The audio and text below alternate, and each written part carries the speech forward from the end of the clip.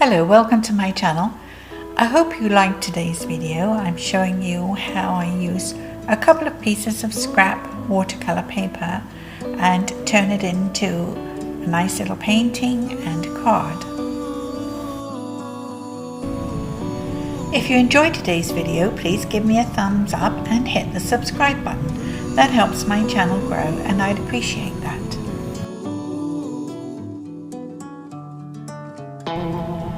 I had some scrap paper left over from when I did my last project, which was my flamingo video, and it seemed a shame to waste the paper, and I thought it might make a nice card or perhaps a framed painting. Apart from the paper, for this project I also used some masking tape, a pencil and some resistant gum because I'm using watercolor and I want to preserve my whites. That's an important thing in watercolor painting. The first thing I did was tear the edges of my paper on all four sides, and I did this by making a mark about 1/4 inch in from the edge and folding it back and forth on that line. If you fold it about 10 times, you'll find that it will tear very easily and leave you with a nice deckled edge.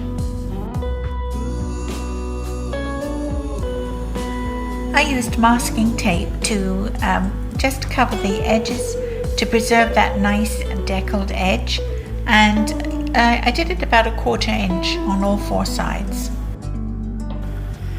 I used gum resist to preserve the white for the surf. And you can buy that in a couple of forms. I used a tube of it which has nibs, and you can also buy it in a bottle and you'll have to use a brush to apply it. But it works very well, and just the straight white paper gives you a good look for surf. I'm using watercolor crayons for this project.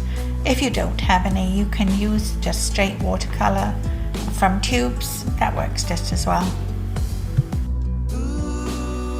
Even though I'm using crayons, I still need a brush and some water because applying water to the crayon smooths it out. Otherwise it's in sharp lines and that isn't really a good look. I'm starting off with a dark blue for the sky, and I'm trying something a little different with this. I'm applying the blue all over the sky, and then I'll use paper towel to mop off part of it. I'm not sure if that's going to work with crayons. It would work with regular watercolor paper and give me a sort of cloud effect, but we'll see how it goes. And I'm using a paler blue intermixed with the first dark blue. I'm scribbling the crayon horizontally. I'm not sure if I use more of a scribble in other directions, if it will smooth out as nicely. I haven't used crayons very much, so it's all experimental for me. I'm using a flat brush and washing the water on in horizontal strokes for the most part, and hoping to smooth out the crayon lines. I'm hoping that the gum resist will hold up against the colour, but I've never used it with watercolour crayons before, so I really don't know. I'm using the paper towel to pick up the wet paint, and hopefully that will leave me with a nice white cloud-like area. But as I said, I haven't used watercolour crayons very much, and I'm not sure that they react quite the same as watercolour paint. Actually, that's not too bad. It's quite cloud-like, and I'll add a little maybe alizarin crimson or purple to pick out the base of the cloud and give it a little substance. I actually used a dark purple coloured crayon and just sketched on a little bit just to give the cloud some formation. And clouds are always a bit flat on the bottom, aren't they, when you look at them, and fluffy on the top. So then I take my brush with the water in it and just smooth out those hard lines.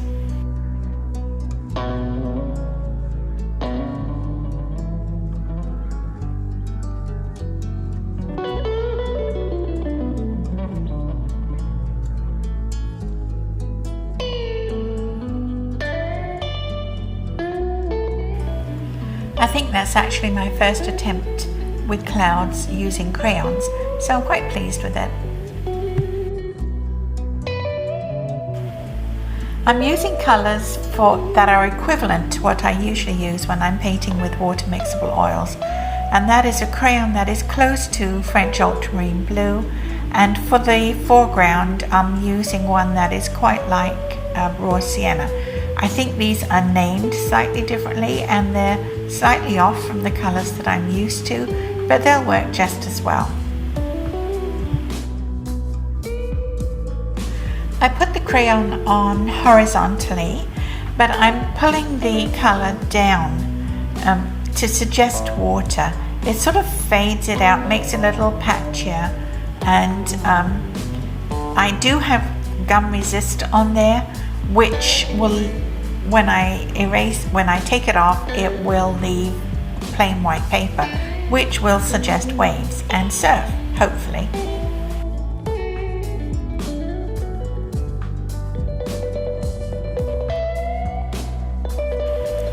I'm adding a little green to the water.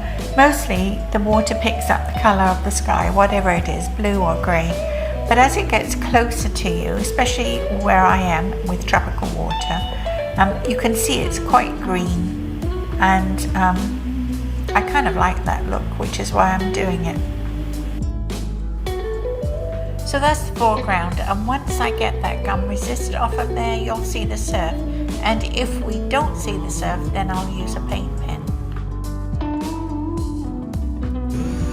I'm going to use an orange paint pen for sails. I think a few little sailboats in there would give something to look at in the distance, something to draw your eye further into the painting.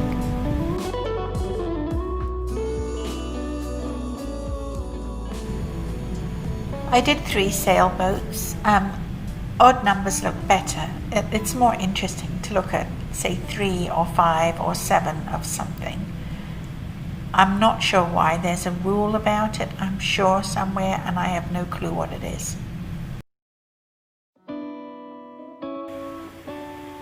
As well as boats, I'm going to put some birds in, and I'll put them flying into the painting rather than out of the painting. We don't want to do anything that will lead the eye out of the painting. We want to keep it circulating within the painting.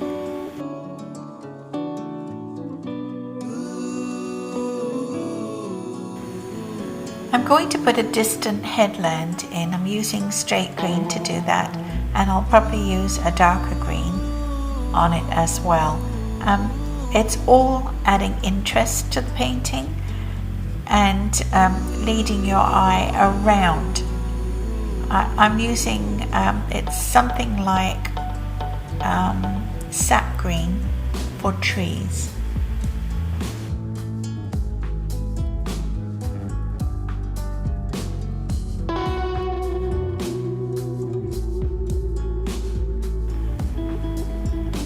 So that's about all there is to it for a little watercolor sketch of a seascape. I think the birds might be a little dark, so I will probably adjust those with a paint pen, and then I'll show you what it looks like in a frame and as a card. Here it is framed, and I did have to go in and reinforce the surf with a paint pen, a white paint pen, and also did a second little sketch of a landscape. Well, actually it's looking out to sea, it could be a seascape, and I mounted both as cards, and they look very nice. I'm pleased with those. I hope you enjoyed the video, and if you did, please give me a thumbs up and hit the subscribe button to see more of my videos, and thank you very much for watching. I'll see you next time. Bye for now.